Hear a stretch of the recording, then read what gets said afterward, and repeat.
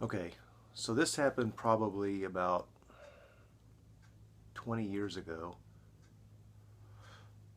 I had this friend named Mike, and we had this mutual friend named Heather. We were pretty close, all three of us.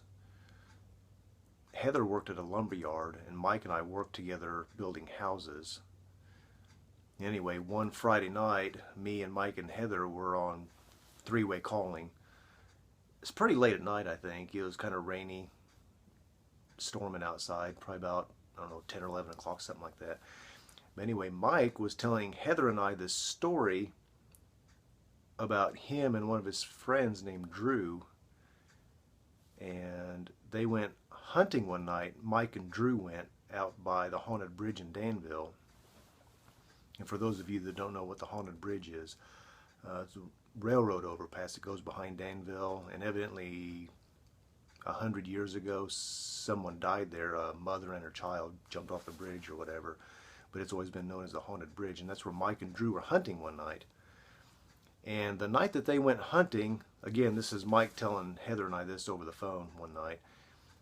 The night that Mike and Drew went hunting, it was probably a weekend. It was a full moon, a hunter's moon, and probably 11 or 12 o'clock at night, and they were around the haunted bridge area out there by Danville. And they were walking through the woods going up a hill.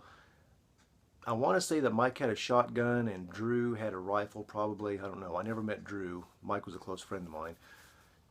But anyway, they were walking along. It was nighttime, and they were walking up a hill. And you can imagine the scent of the leaves in the night air and the crunching of the leaves under your feet and everything when you're walking through the woods. And they were walking up a hill. And as they came to the top of a hill, again, they could see somewhat because it was nighttime, but it was a full moon. They get to the top of the hill and they stop, and as they look down the other hill towards the bottom of a ravine, there was a creek, and they both stopped, and I think they saw this thing at the bottom of the creek bed at the same time. It was something gray. It was furry, like an animal, had gray fur all over it, real slender build. They said it looked like maybe a big wolf or something.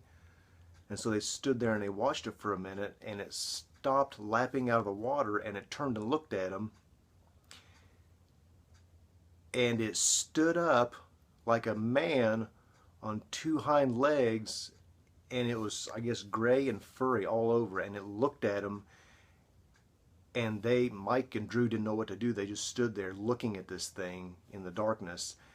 And it was looking back at them, and all of a sudden it bolted towards them, going as fast as it could, I guess, up this hill towards them. And of course Mike and Drew were just scared. They couldn't even move. I don't know if one of them raised a weapon against it or not, but it was running towards them. This thing was running towards them, and as soon as it got to them, it turned and went the other way, off into the woods. And they didn't have time to react or anything. I guess they were too scared to even do anything, so they stood there frozen in their tracks. They couldn't move. This thing came up the hill, and just before it got to them, it turned and left. But Mike's a pretty good storyteller. I believed him. I believe what he saw that night. You know, again, he was telling me and Heather this story over the phone one night. Of course, it's dark and rainy and spooky outside and everything, and I'm in my bedroom by myself. You know, all three of us are at our own homes, and Mike's telling me and Heather this story, and it was really convincing. I started to tear up a little bit and get the shivers because I was spooked so bad. Because, you know, the way that he told the story, I mean, he was crying a little bit too when he was telling the story. That's how I knew that it was real, because Mike, when he was telling me the story, was crying a little bit. I could hear him over the phone crying a little bit because it scared him so bad that night. So anyway, so somewhere out there, you know, like I said, this was 20 years ago, but I think somewhere out there around Danville, there's this gray thing. I don't know if it's a werewolf or some kind of a, I don't know what you call that, Bigfoot or something like that. It didn't really sound like a Bigfoot because, you know, you see pictures of that and it's kind of big and bulky, but this thing was very slender, sleek. It could move really quick. And after I moved out of my dad's house into my own trailer, I had a trailer down there at the property where Ryan's mom lives now. I had a trailer down there, and I lived by myself out in the middle of nowhere.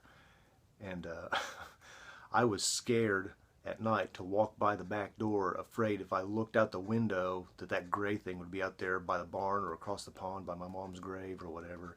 So for a long time, I was afraid, to go home at night and to look out the window. Every time I opened the window, especially if it was raining or storming outside, I'd be afraid to open the window, afraid that gray thing would be out there looking at me from on the other side of the hill.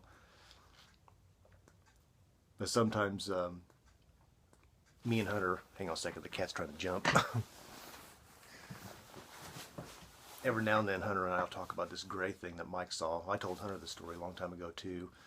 But I think last summer Hunter went on this little camping trip with some of his friends, and they sat around the campfire, and Hunter told the story about this gray thing that Mike saw a long time ago. Anyway, whenever Hunter and I are out at the railroad tracks or hiking in the woods late at night, sometimes just to tease him, we'll talk about the gray thing, and he gets freaked out a little bit. I really believe it's out there somewhere, just because Mike told me about it, and I think he was sincere. He's never lied to me. Somewhere out there in Danville, there's a spooky gray thing stalking through the woods, and I hope I never see it. So anyway, that's my gray thing story.